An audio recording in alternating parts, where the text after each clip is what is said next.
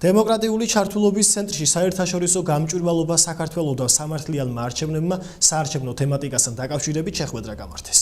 ადმინისტრაციული რესურსის გამოყენება, პოლიტიკური პარტიების დაფინანსება და საარჩევნო თემატიკასთან დაკავშირებული სხვა მნიშვნელოვანი საკითხები იყო შეხვედრის თემა, რომელზეც სტუმარმა ორგანიზაციებმა შეკრებილებს ის შენიშვნები გააცნეს, რომლებიც პარლამენტში კანონპროექტის სახით შევა.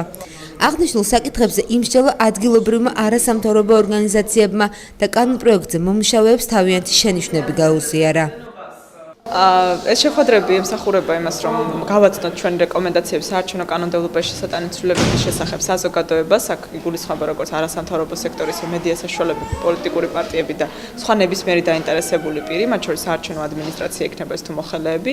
ჩვენ საუბრობთ იმ რეკომენდაციებზე, რომლებიც წარუდგინეთ უკვე საქართველოს პარლამენტს, ვიხილავთ ამ საკითხებს, ვისმენთ საზოგადოების მხრიდანაც რეკომენდაციებს, მოსაზრებებს და შემდეგ ამას კვლავ წარუდგენთ კანონმდებლებს, რათა გაითვალისწინონ საზოგადოების ხედვა. აუდიტორია იყო ძალიან აქტიური, იყო ძალიან ბევრი საინტერესო შეკითხვა.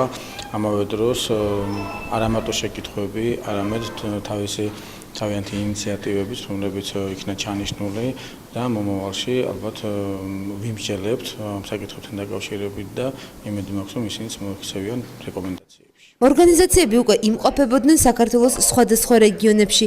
პარლამენტში წარდგენამდე ისინი კანონპროექტს კიდევ 2 რეგიონს გააცნობენ.